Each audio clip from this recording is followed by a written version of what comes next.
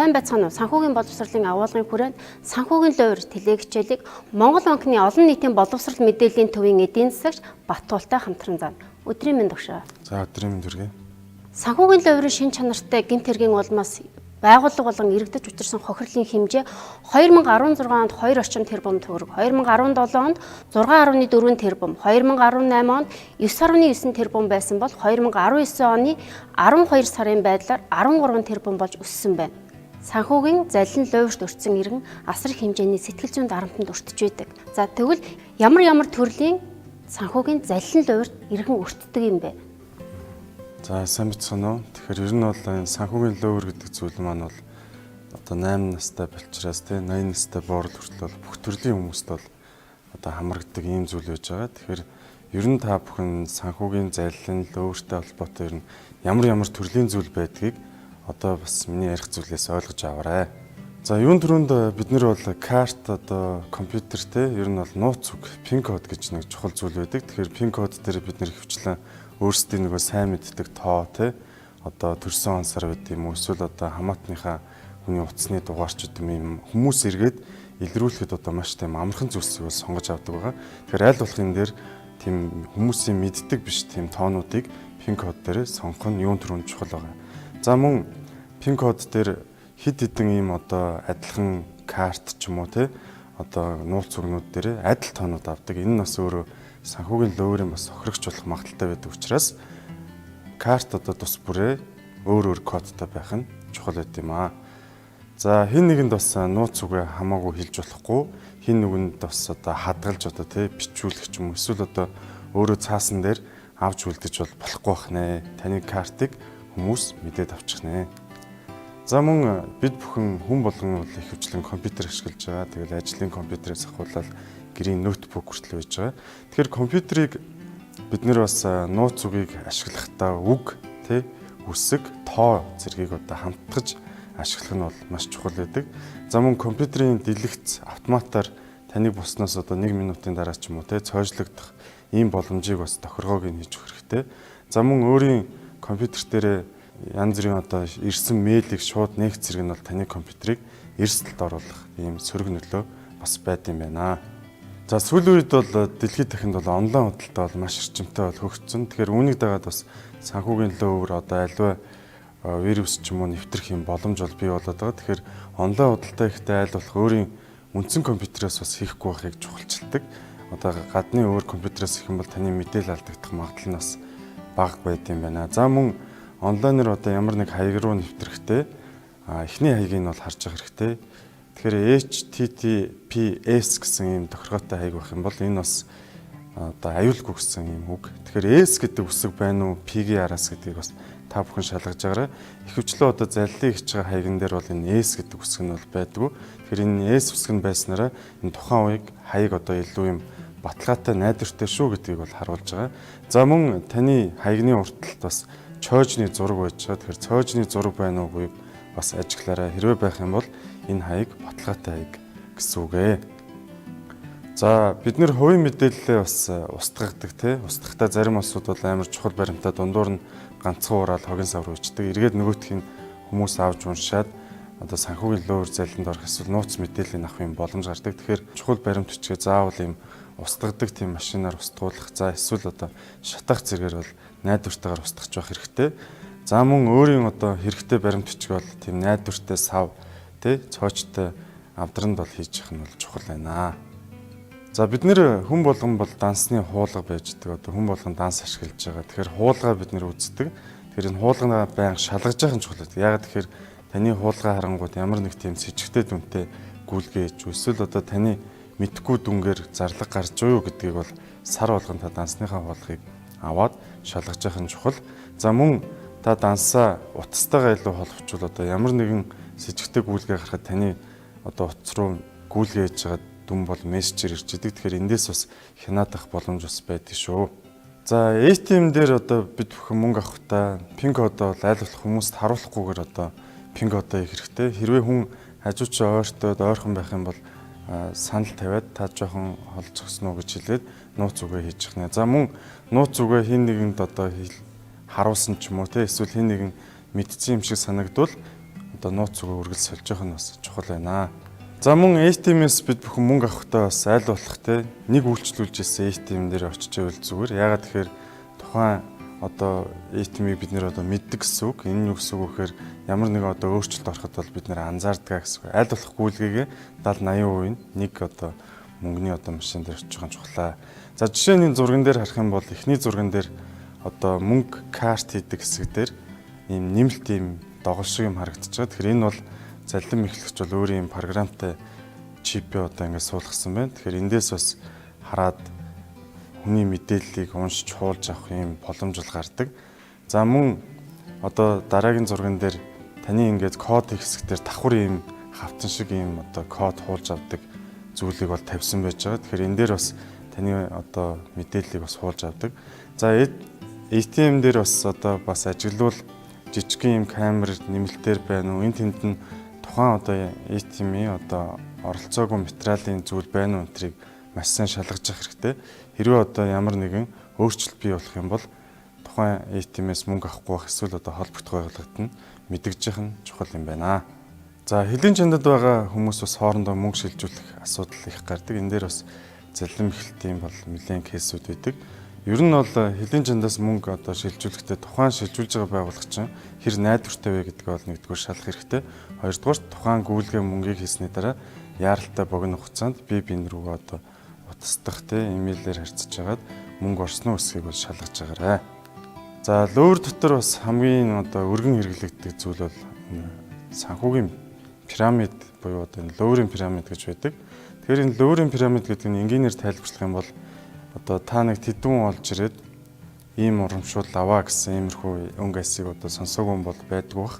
Тэгэхээр энэ тэдүүн хүн олж ирээд доодох хүнээс мөнгөний аваад дээд хүнд нь урамшуулах байдлаар ингэ яваад байдаг. Тэгээ энэ ч одоо санхүүгийн нөөц бололцоо хязгаарлагдмал учраас хамгийн сүүлийн улсууд нь бол мөнгөгүй үлдэж хохирдог байна. За энэ бол 1900-аад оны эхэнд бол Америкт анх одоо үүсч бүртгэгдээд хуулиар бол хориглолцсон байдаг. За манайд бас одоо сүүлийн үед хуулийн хэлтийн байгууллагууд бас энэ дээр илүү анхаарч ажиллаж байгаа.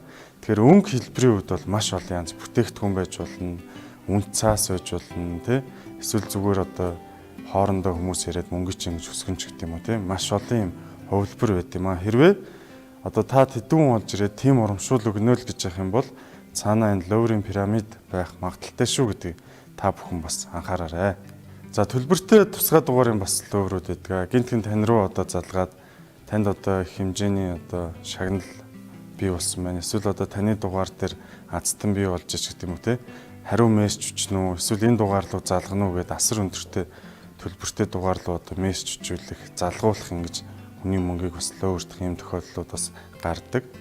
Урьдчилгаа төлбөрийн лөөвөр гэж байдаг. За энэ юу гэсэн үг вэ гэхээр хөвчлэн одоо би одоо Африкийн улсын нэг тийм улсаас те мөнгө шилжүүлэх ийм төрлийн эрх мэдэлтэн байна ч гэдэг юм. Хүмүүст одоо айл болох одоо ихтгэл төрүүлэх үз мэйл бичээд тэгээ танд энэ хэмжээний мөнгөө би одоо хилээсээ гаргахын тулд эхлээд та надад нэг одоо тодорхой хэмжээний хувь шимтгэлийг ингээ явуулаач. Би дараа нь танд хэмжээний мөнгө өгнө гэж одоо хүмүүсийг залилдаг ийм хэлбэр бол маш олон байдаг. Дараагийн бас нэг лөөвөр бол болзооны цахим лөөвөр гэж бодож байгаа. За одоо оюутан залуучууд ер нь ихэнх хүмүүс одоо интернет орчинд бол маш их одоо байдаг болсон. Үүнийг дагаад хүмүүс хоорондоо их танилцж байна. За тэгэнгүүт лөөвөрчд бас одоо хүнийг онилдгоо. Тэгэхээр одоо та бас хүүхдээ те утсаа ашиглаж байгаа хүүхдээ ямар хүмүүстэй танилцж байна, таны хүүхдийн утас руу ямар хүмүүс нэвтэрж байна. За тэр хүүхдээ чинь одоо камераар нь ч юм уу те танаа гэрийн тавилга энэ трийг хараад мэдээлэл аваад байж байгаа гинт хэрэгтэн ч байж болно. Тэгэхээр тэрэн дээр бас эцэг эхчүүд хяналтыг бас тавьж байгаарай гэж хэлмээр байна. За мөн гадаадаас ингээ хүмүүстэй одоо танилцаад за би ингээ очихсан юм аа. Одоо онгоцны пледийн мөнгийг эхэлж шилжүүлээч гэдэг юм уу. Эсвэл одоо өвчтөе хүнээ асарж байгаамаа нэг төр туслаач гэдэг байдлаар одоо мөнгө шилжүүлж авдаг. Дараа нөгөө хүн нь хаяггүйгээр алга болдог байна. За түрүү хэлсэн хэрвээ танд с ิจ гтэй мэйл ирэх юм бол аль болох нээхгүйгээр шууд устгах нь зүгээр. Хэрвээ нээх юм бол таны одоо компьютер руу вирус нэвтрээд мэдээлэл чи хуулж авах ч юм уу ийм тохиолдол бас гардаг. За жишээ нь энд бол одоо лөөрийн зарим цахим шуудангийн жишээг бол харуулж байна. Иймэрхүү хэлбэртэй байдаг бахнэ. Ажлын саналтай холбоотой бас лөөврүүд их гардаг. За жишээ нь таныг одоо ажилд оруулах гэж байгаа юм өндөр цалинтай ажил байна. Тийм учраас та эхлээд бичвэрийн тийм төлбөрийн хураамж зэргийг одоо эхэлж өгөхийг шаарддаг. За мөн тусгай юм одоо хуурамч офис центр бий болгоод мөнгө энэ төр одоо хурааж авдаг. Хүний ихтгэл үнэмшлэлээр тоглодог бас юм лөөвөр бас байдаг байна.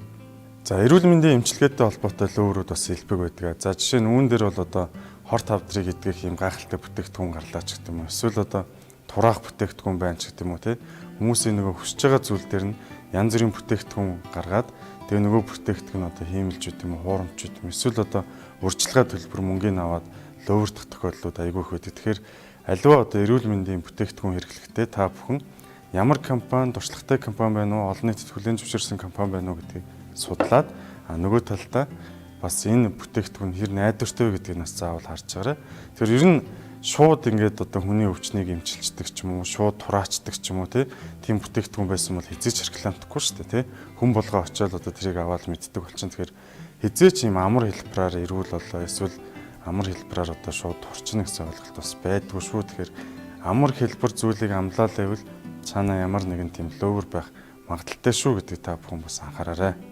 За ямар нэгэн тийм тасалбар плеттэй холбоотой бол заллим эхлэлтүүд бол их байдаг. За жишээ нь одоо хошин шогийн тасалбар ч юм уу, эсвэл одоо томхон тоглолтын тасалбарыг танд хямд үнээр одоо ингэж олж өглөө, эсвэл одоо ингэ нэг шаглалаад өглөө ч гэдэг юм уу те. Гэтэл нөгөөх нь давхар ингэ хэвлэлцэн цаана плет нь байж наан ингэ хүнийг одоо лөөвөрддөг юм аргууд бас байдаг. За мөн одоо шагнал урамшуул хожлоо гэж тань руу гинт мессеж ирдэг. Эсвэл одоо шагнал хоцсонд бол та одоо энэ мөнгө авахын тулд эхний одоо шимтгэл төлнө ч гэдэг юм уу те. Эсвэл одоо тусгай дугаарт өндөр төлбөр авдаг ч юм ийм лөөврүүд бас байдаг бахнэ. Ер нь тэгээд та ямар ч юмд оролцоогүй байхад гинт хийцээч одоо мөнгө хожих их хэмжээний одоо баялагийг олно гэсэн ойлголт байхгүй гэдгийг бас иргэд маань сайн анхаараарай. За хөрөнгө оруулалтын лөөвөр гэж байдаг. Жишээ нь маш одоо их хэмжээний мөнгө олохын бизнесийн санаа бодлоо. Та энд одоо тодорхой хэмжээний мөнгө оруулал асар их одоо ашиг олно ч гэдэг юм те. Иймэрхүү байдлаар тэнд одоо амлалт өгж байгаад мөнгөийг ч одоо хөлөгтөж авах юм тохиолдлууд бас гардаг бахнэ. За бас сүүлийн үед гэрээ хаалга тогшиж лөөвөр хийдэг, заллий хийдэг хүмүүс бол ихссэн. За энэ яадгүй гэхээр нэгдүгürt одоо хүнийг одоо байхгүй том усуудын байхгүй хүүхдтэр нь очиод те хаалганд тогшоод хороо юунаас явж ийн гэдэг юм. Эсвэл одоо ийм байгууллагаас явж ийн ч гэдэг юм. Эсвэл одоо цэвэрлэх хүмүүс одоо явж ийн ч гэдэг юм уу те. Янз бүрийн хэлбэрээр гэртэн нэвтэрч одоо юмыг залилж авах. Эсвэл одоо гэрийнх нь мэдээллийг авах, ямар хүмүүс байж байгааг мэддэг. За эсвэл одоо төлбөр хураамж авдаг. Жишээ нь ариутгал хийх чинь ингээд хуурамчаар мөнгө аваад ариутгалаа хийхгүй яваад өгдөг ч юм уу те. Иймэрхүү байдлаар заллийдэг. Тийм учраас танихгүй хүнд одоо хаалгуудад тайлж өгч болохгүй нэ. Хэрвээ тайлах юм бол одоо ямар хүн учиртай гэдгийг баримт бичгийн лавлж шалгаж явах нь чухал байна. За санхүүгийн лөөврийн ийм олон төрлүүд байдаг юм байна. Санхүүгийн лөөврт өртсөн иргэн яах ёстой вэ? За хэрвээ та санхүүгийн ямар нэгэн одоо лөөврт өртсөн бол нэгдүгürt нь одоо айл болох бичиг баримтаа сайн цуглуулад дараа нь одоо санхүүгийн байгууллага болон хуулийн байгууллагад бол хандах эрхтэй байж байгаа. Тэгэхээр ер нь бол иргэдтэй анхааруулж хэлэхэд үнэгүй зүйл гэж юу байдгүй, маш хэмжээгээр ашиг олох ч юм уу, эсвэл одоо танд одоо гайхалтай тийм боломжийг амласан зүйлсээр маш сайн болгоомжтой хандж байгаарай. Ер нь зөв зүгээрэж байгаа таны үд хөрөнгө одоо хэд дахин өснө, хэд дахин та баяжна гэсэн ойлголт бол ховор байдаг шүү. Таны одоо хөдөлмөрлж хөлсөө одоо урсгаж авсан мөнгө бол илүү үнцэнтэй, тэр нь бодит байдаг. Дээрээс нь та одоо санхүү тэ эдийн засгийн мэдлэгээ бол үргэлж дээшлүүлж аливаа эрсдлээс өөрийгөө хамгаалж авах нь чухал шүү. Үнэмшгэд хэцүүж сайхан сонсогдож буй хөрөнгө оруулалт таныг эцэстээ алдагдалд хүргэж болох тул маш болгоомжтой хандж байх хэрэгтэй. Хурдан байж сонгодог арга зам гэж байдаггүй. Хурдан мөнгө олж чаддаг хүмүүс бол зөвхөн лөөвөрчд, заллин мэхлэгчд байдаг гэдгийг та бүхэн сайн анхаараарай. Хичээлийг хамтран заасан Монгол банкны олон нийтийн боловсрол мэдээллийн төвийн эдийн засагч Бат Туулагчид баярлалаа. Өнөөдрийн хичээлд анхаарлаа хандуулсан та бүхэнд баярлалаа.